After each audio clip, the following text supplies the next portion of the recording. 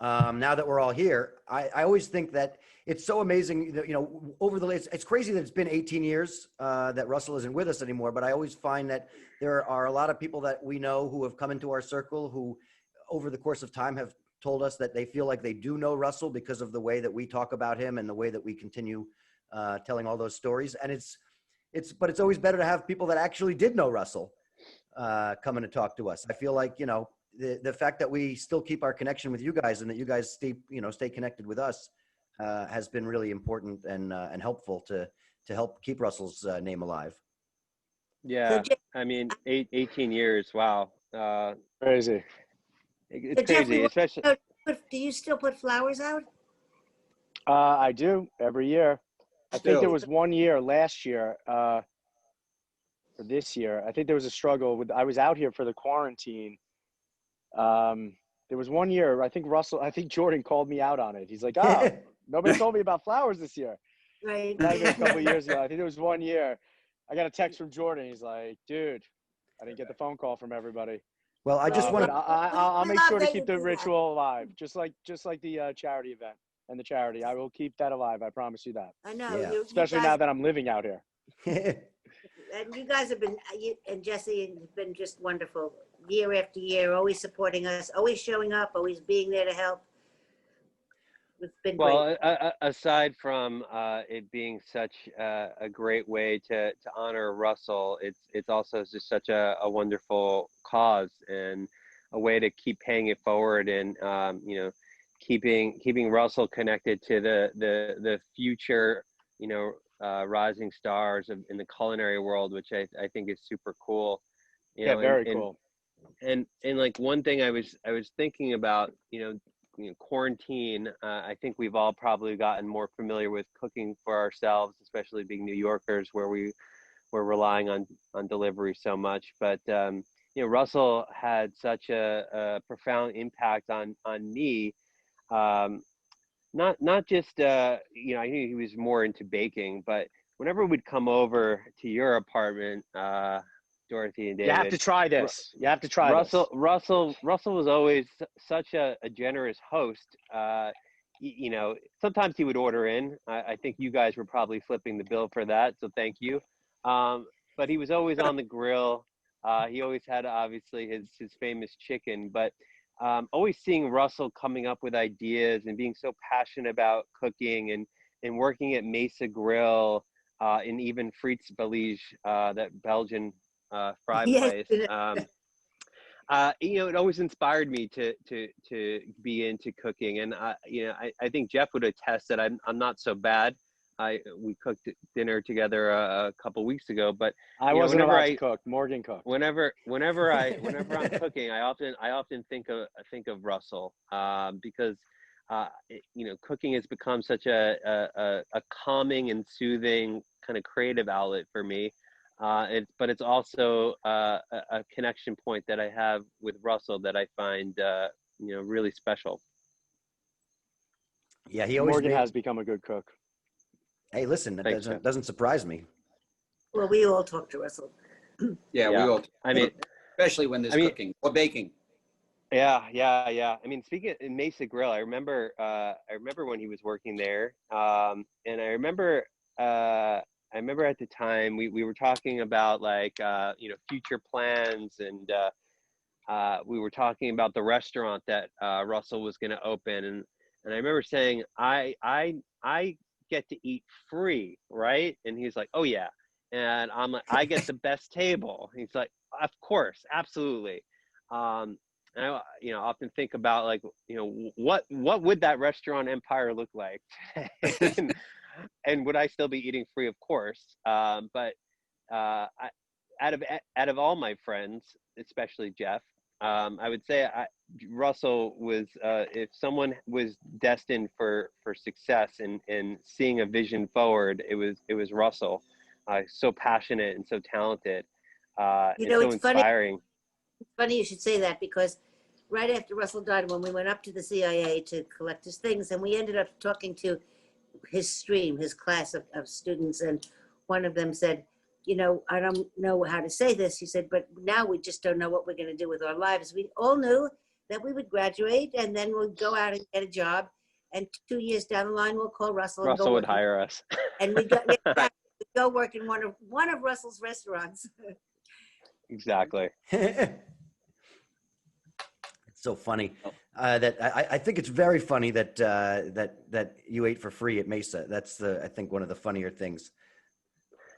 Yeah, I mean, I guess I was good at just, following Russell around and not paying for food or for much. Russell was always really good at just getting stuff for free.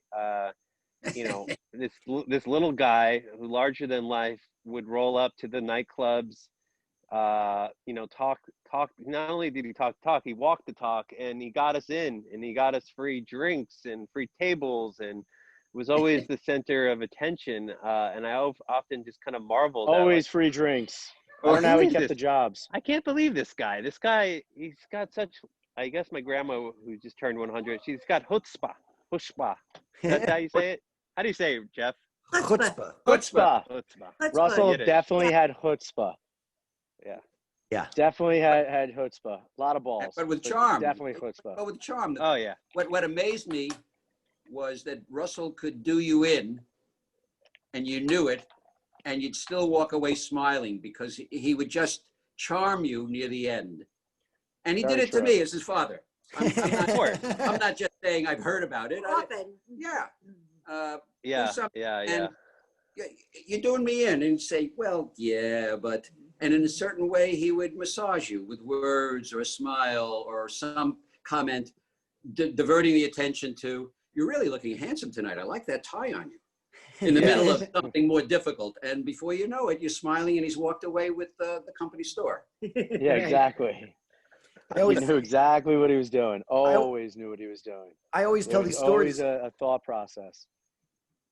Yeah, I always start a lot of these stories about talking about Russell, explaining that he got away with stuff that nobody else would even think to try to get away with. Like it's such next level. You tell those stories, people are like, that couldn't be real. Yeah. Very true. A charming negotiator is definitely something that Russell was and highly skilled at for sure. But he was also a really good friend. I mean, he was a very devoted friend, and he was a good friend. If he was your friend, you didn't have to worry. Oh yeah, he could also be Never missed like anything. an attack dog. If you cross Morgan, if you cross Geoff, Russell was right there, getting loud at someone or kind of being very passionate is how I like to think about it. I think passionate's the right word. Very full of Passionate's the right passion. word. Passion. Yeah, Yeah. it's very interesting. Very passionate.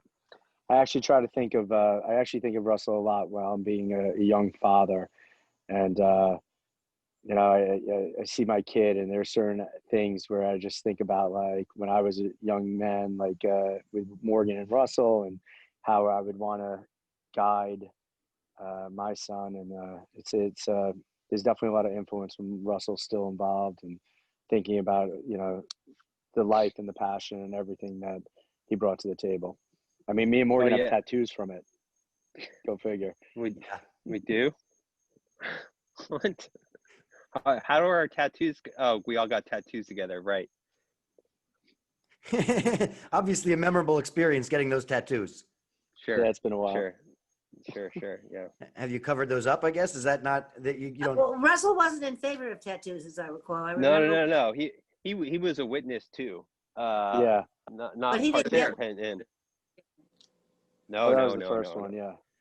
Did he help you at least But haggle and get a good price? Freaked out. Of course. Always get a good price with Russell.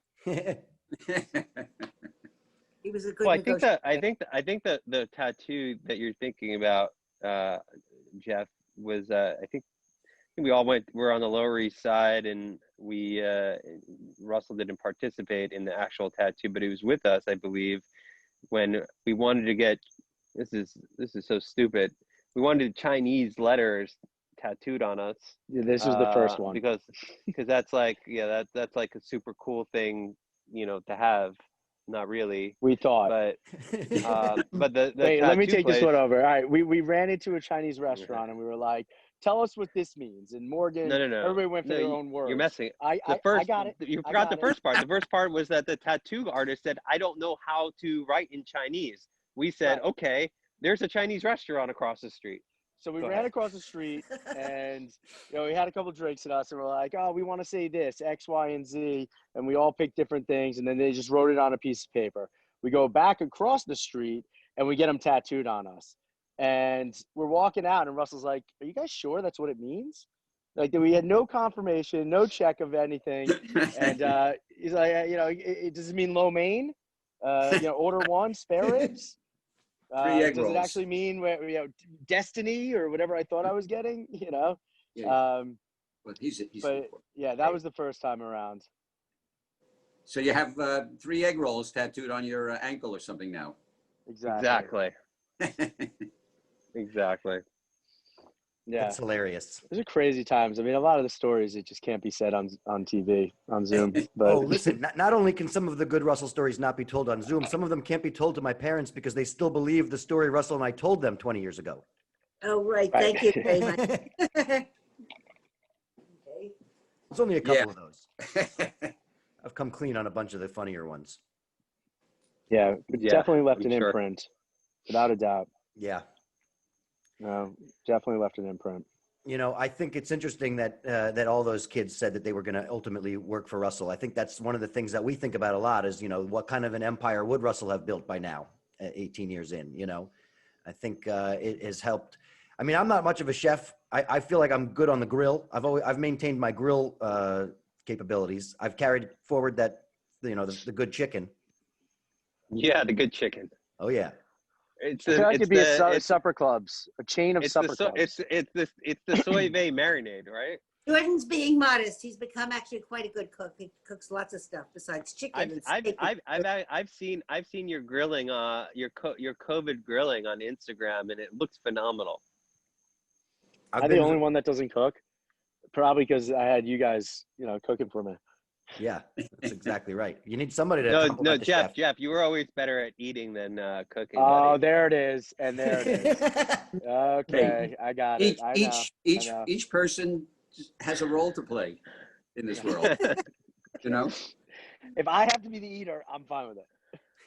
Listen, Me too. I've played potted plant every now and then, so eating's not bad. What is potted plant? What is that? A role to play. Pot, I think he was talking No. about. A quiet potted plant in the. What am I? A potted plant? Oh, okay. When people talk around. I don't know if anybody's ever used that phrase ever, Dad. Well, all right. Holy kazoo. You invented that's an it. Old reference. Like holy kazooie, right? Holy mackerel. Yeah. No, That's not even old. That's not so old. People still use holy mackerel, but David uses this expression holy kazooie, which was only used in the 50s. I don't think it was ever used after that. 1954. That could only be used by someone who rides around on a Vespa. Yeah.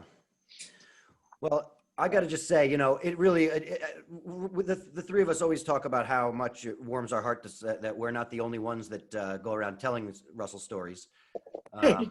If you can think of anything that might be appropriate for this format that you can share. That's the problem, appropriateness. Yeah. It's like Propriety, huh? Appropriateness. I mean, I there's so many stories. There are crazy stories. There are fun stories. Russell. I generally just, I think if I kind of group a lot of it together, Russell was always so caring. Like you said, Dorothy, such a good friend. Very, very generous. Always making sure that everyone was feeling good and had what they needed. I often remember spending a lot of time down at your apartment with Jordon and Russell, playing, probably 12 hours straight of Bond. And thank you for letting me. At least. Thank Dorothy, you for letting you me were great. just stay there, for as long as I did. But Russell was always like, "What do you need? What do you want? What can I get for you?" And that's the type of person Russell was. Always thinking about about his friends and what people needed, and wanting to be you know, a provider of that. And you know, it was such a special trait that I didn't really see in a lot of people at that time in my life. Just kind of a It was real a very genuine. Still, it's a quality that a lot of people don't have. Certainly not in the same levels that Russell did. Yeah. Yeah. And I think, you know, more to what I was saying before, you know, you could go back and tell stories, but I think the real profound effect that somebody has on your life is not necessarily about the stories and experiences that you actually had, but the, you know, the ripple effect of them going forward and through the rest of your life. I mean, Russell and I met each other 5 years before his accident. We went hot and heavy, and 18 years later, like I said, I still think about him once in a while and what would Russell do, or how does that affect my life? And I think that's kind of like the outcome of the stories and the experiences, not stories, experiences together, you know. And I definitely think about him more than once a year, and a lot more.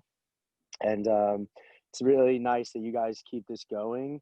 But I can't stress enough that Russell is a part of I know I'm speaking for myself, and definitely Morgan is a big part of our lives still, and part of our hearts, and, you know, somebody that, you know, lives on through us. So Well, I remember when he first started at Birch, you know, because if you remember when he first started, Russell was still very little for his age. we remember. Mhm. Got us in a lot of trouble. Little man with a big mouth. Little I man think that's with the bit. David, you got him that still business have that card, didn't you? card, but That business card got us in What? trouble. His business card that said "the little man with the big mouth." I'm pretty sure he bought that at like one of those machines that you type it up. It was more Exactly. than a business card. It was life. It Yeah, it's a calling card. Yeah. was a It calling was. card. I, Paladin, have gun, will travel. I went to all the basketball games, and of course Russell was on the basketball team because basketball was his passion. And I remember, I mean, he was so agile on the court, and 12 inches shorter than the next so much shortest shorter kid. than everybody else that when he went off the court, the other team would clap for him. Because, you Oh, know, that's awesome. He was Yeah. so good at basketball that when he went to a Knicks game, he was just as good at splitting the defense and getting past security. Yeah, We have- you know, it's funny. Like I remember going to a Knicks game, he would take me, and everyone knew Russell. Everyone. And I was just like, and we're walking around everywhere. We're getting through all backstage, back of house, locker rooms. I was just like, who is this guy? Like it's like it was like Goodfellas, you know. It's like this little guy is walking around, and you know, like the Teamsters are like, hey Russell. I'm like, what the hell is going on here, man? It just like, you know, that infectious nature that Russell had on everyone is kind of, everyone just warmed up to him. And basically he could get whatever he wanted. Yeah. I know Geoff went to a Well, lot of Knicks people also. coming on in the Right. next interview, in in the fact. next interview, we have two people who know him from the Garden. One Oh, who wow. protected him, one who protected him whenever he was about to get in trouble. It was Betsy, who was the photographer at the Knicks. She told everybody that Russell was her cousin. Her cousin. Well, a little man with a big mouth has a lot of right. people protecting them. Yeah. A lot of people protecting them. And the other person that is scheduled is a guy who's been the head concierge At the VIP at desk. the entrance where the VIP The entrance. VIP. Steve? Madison Square Steve? Garden. Yes, Steve, of course. Dude, that guy loved Russell. Loved Russell. I think he still works there, right? Yes, he Yes. does. He does. He still I does. see him once in a To the while. extent that Tell him I say hello, because I'm going to need him again in the future. All right, well, stay tuned. Stay tuned. Yes, he'll be on tomorrow, right? I guess. Nah, he's a good Yeah, man. That guy Steve is great. Always love Russell. Really solid guy. Tomorrow, right, Jordan? Is Yeah, it we're going to tomorrow? have him on shortly. That video's coming. He'll- Stephen will be on tomorrow, Yeah. and Betsy, and some other folks. I Yeah. think. Well, this has been And Geoff will fantastic. be you on know. week afterwards, by the way. Chefs that Russell worked for. So you'll see how real cooking was from his employer, Yeah, right. the head chefs of a couple of restaurants that he worked at.